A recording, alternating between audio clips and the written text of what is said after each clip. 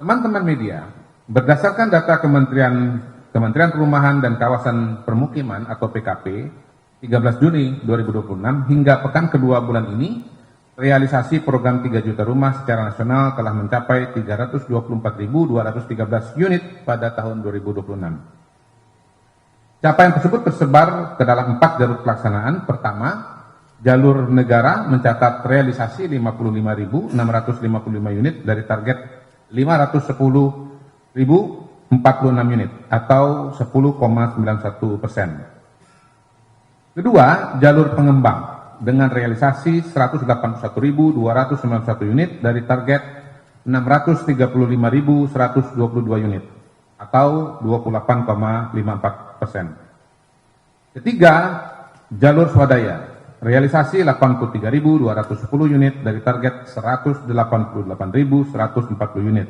atau 44,23%. Dan keempat, jalur gotong royong mencatat realisasi 4.057 unit dari target 36.669 unit atau 11,07%. 3. Program bedah rumah.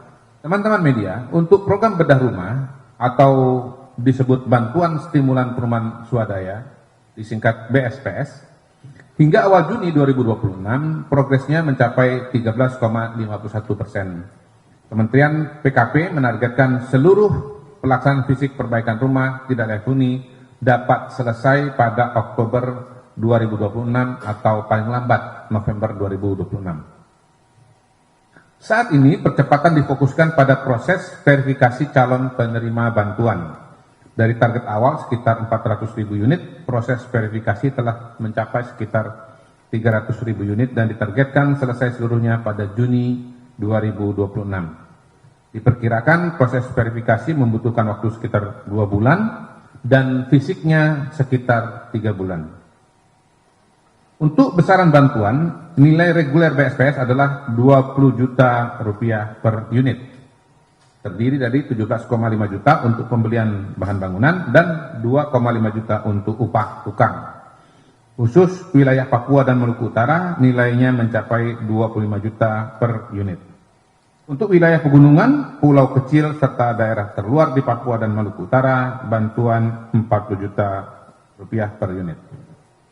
Pemerintah mengalokasikan anggaran sebesar 8,3 triliun rupiah dari APBN untuk mendukung BSPS tahun 2026. Provinsi Jawa Barat menjadi daerah dengan alokasi dan progres tertinggi, diikuti Jawa Timur, Jawa Tengah, Sumatera Utara, dan Sulawesi Selatan.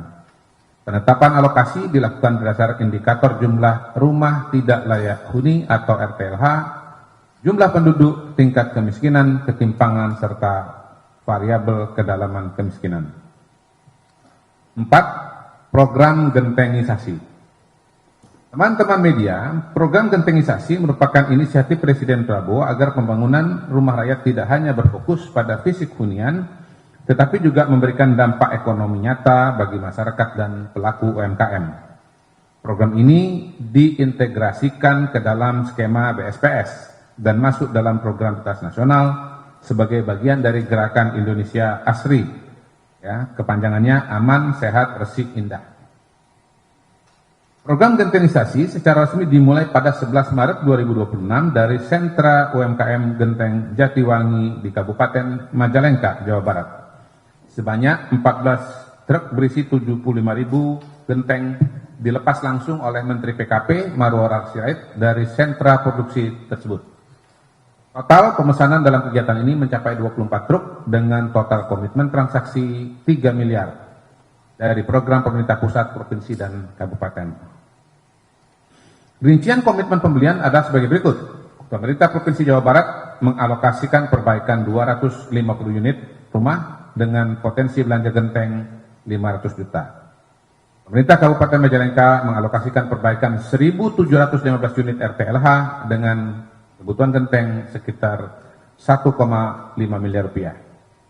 Dan skema BSPS pemerintah pusat 900 rumah di Kabupaten Majalengka dan akan diperbaiki dengan potensi kebutuhan genteng senilai 1 miliar rupiah.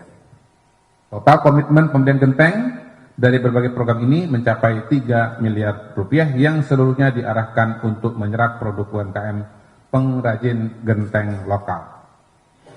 Dukungan juga datang dari sektor swasta, 2 pengembang rumah subsidi yang sempat viral karena mendapat penghormatan dari Presiden Prabowo, yaitu Saudara Angga dan Wawan, turut memesan masing-masing 4 genteng dari UMKM Jatiwangi untuk proyek mereka di Bogor dan di Serang.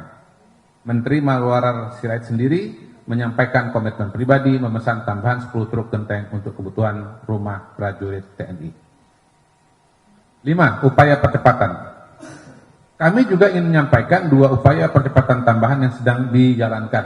Pertama, Kementerian PKP telah mengajukan usulan tambahan anggaran belanja tahun anggaran 2026 berupa penambahan 50.000 unit BSPS senilai 1,19 triliun sebagai tindak lanjut arahan Presiden untuk mempercepat peningkatan kualitas RTLH.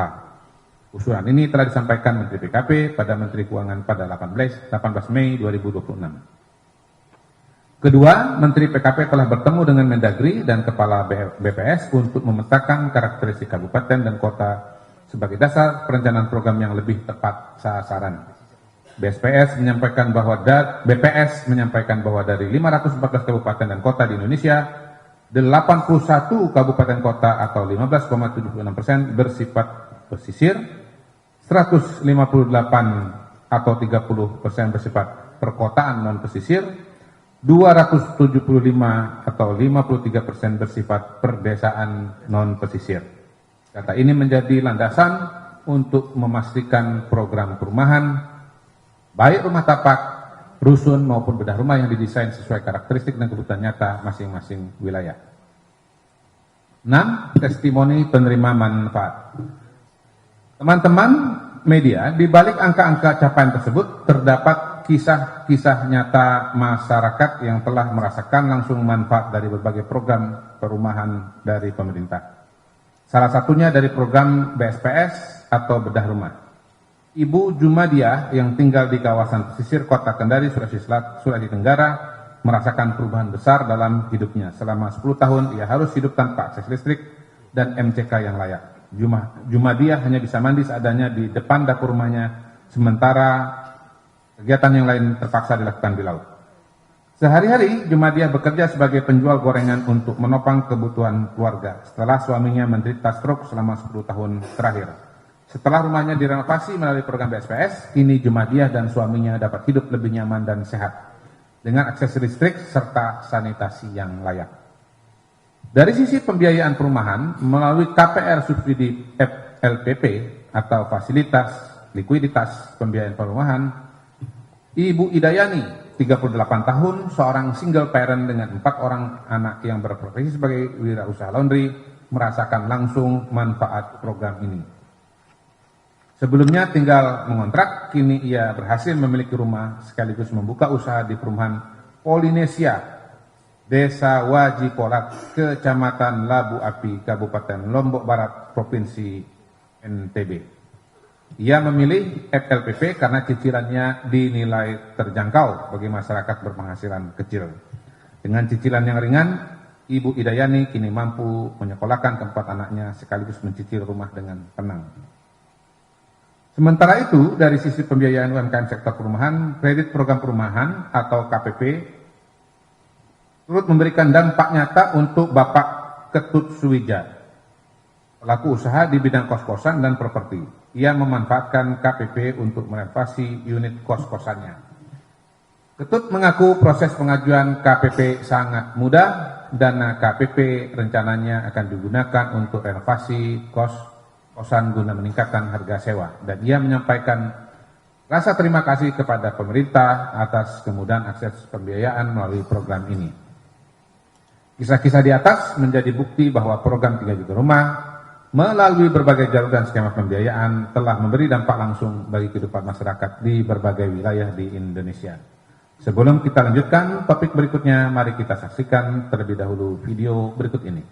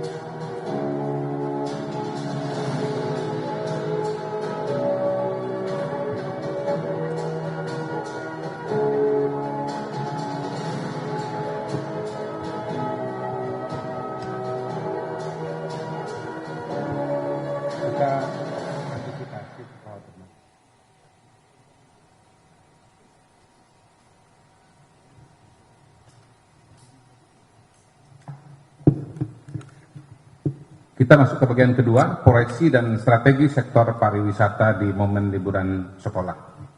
1. Latar belakang dan urgensi program. Teman-teman media, pariwisata merupakan salah satu pilar yang secara langsung menyentuh kehidupan masyarakat, menciptakan lapangan kerja, menggerakkan ekonomi desa, dan memperkuat identitas budaya bangsa.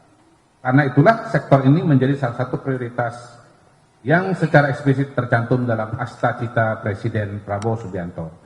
Dalam Asta Cita ke-6, Presiden menekankan pentingnya pembangunan dari desa dan penguatan ekonomi kerakyatan. Ini sangat relevan dengan pengembangan desa wisata dan kampung wisata sebagai tulang punggung pariwisata berbasis komunitas. Asta Cita ketiga mendorong pengembangan infrastruktur dan industri kreatif yang menjadi fondasi daya saing destinasi kita di kancah global. Sementara Asta Cita keempat menegaskan komitmen pada pembangunan sumber daya manusia dan kebudayaan, dua elemen yang tidak bisa dipisahkan dari pengalaman wisata yang otentik dan bermartabat.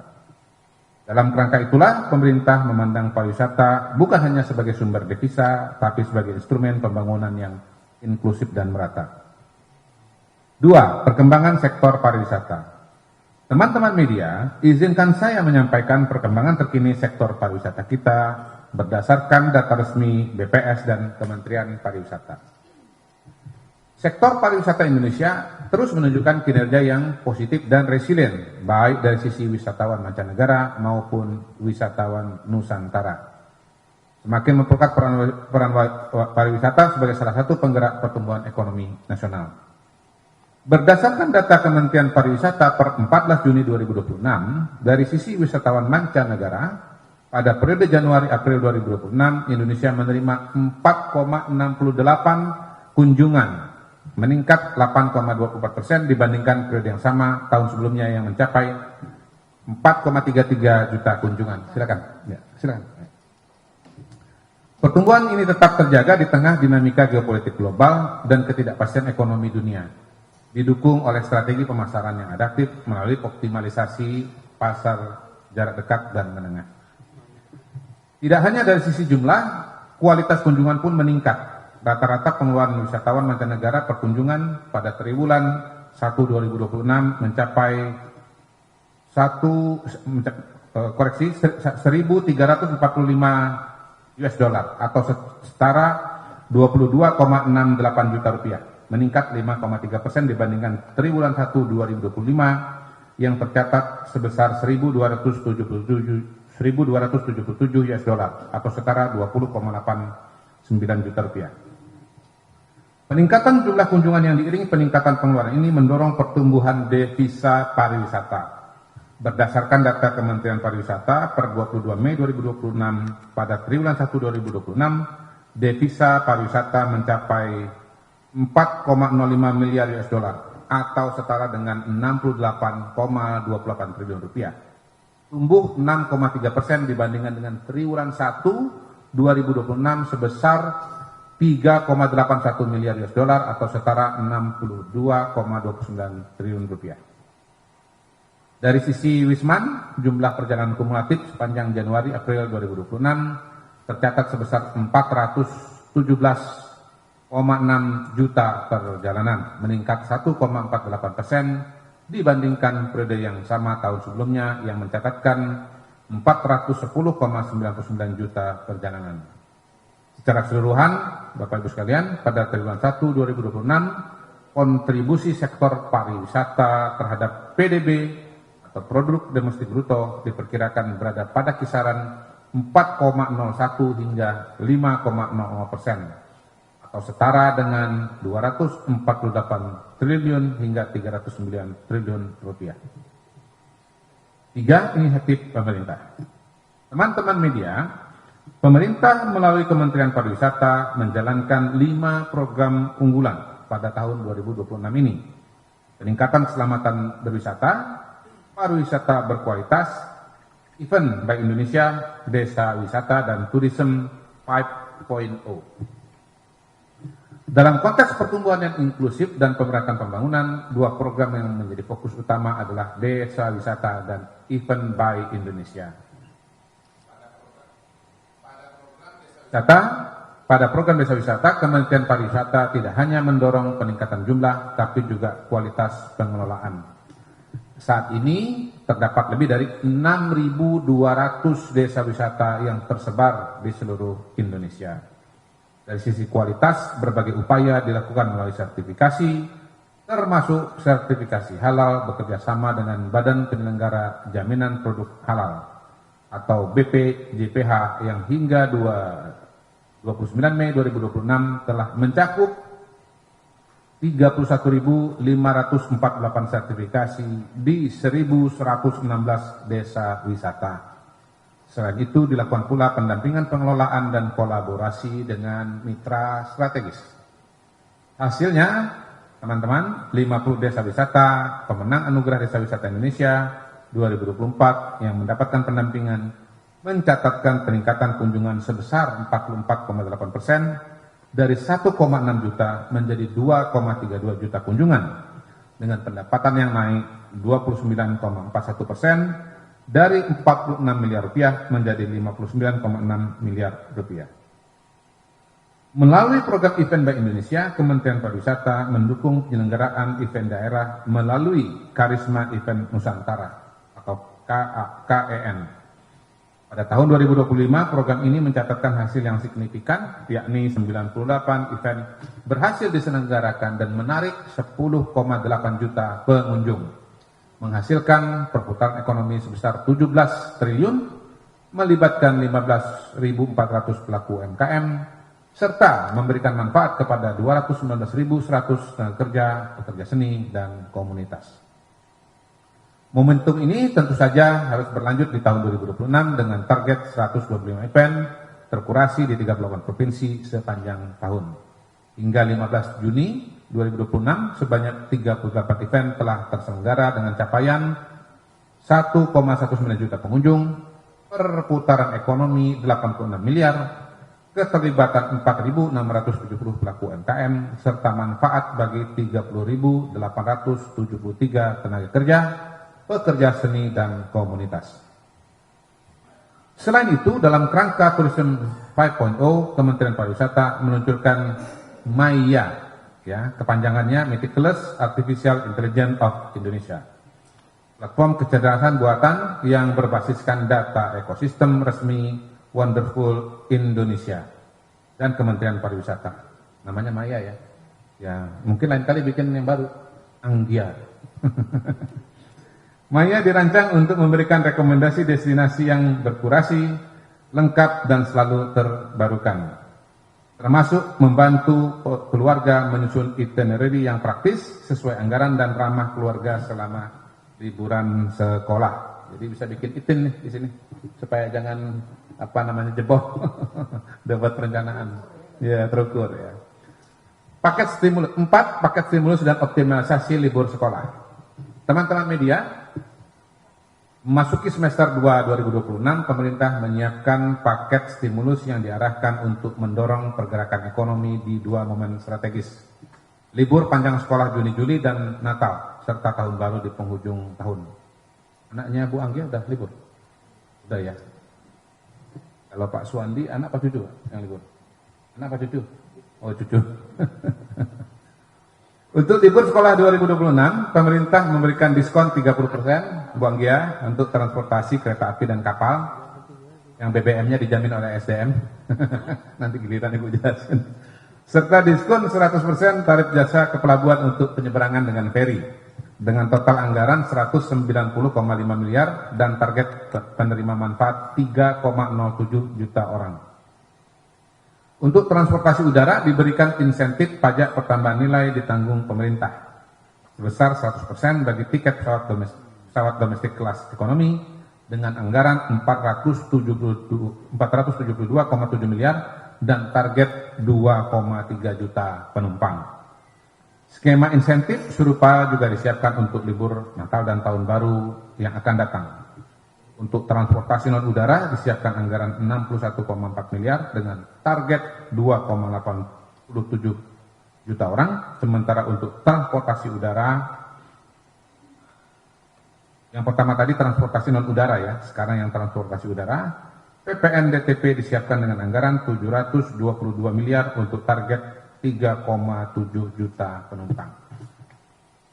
Kolaborasi pemerintah dan swasta ini dirancang bukan hanya untuk menggerakkan sektor pariwisata, tetapi juga untuk mendorong konsumsi domestik secara luas, memperkuat retail, memberdayakan pelaku UMKM, dan memperluas pengalaman wisata keluarga di dalam negeri.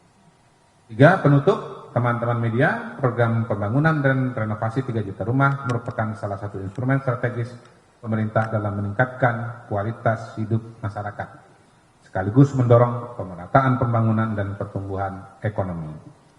Melalui pembangunan rumah baru, percepatan program bedah rumah, pemberdayaan UMKM melalui program gentengisasi, serta berbagai langkah percepatan, pemerintah berkomitmen memastikan semakin banyak rakyat Indonesia memiliki hunian yang layak, sehat, aman, dan terjangkau. Di sisi lain, sektor pariwisata Indonesia terus tumbuh.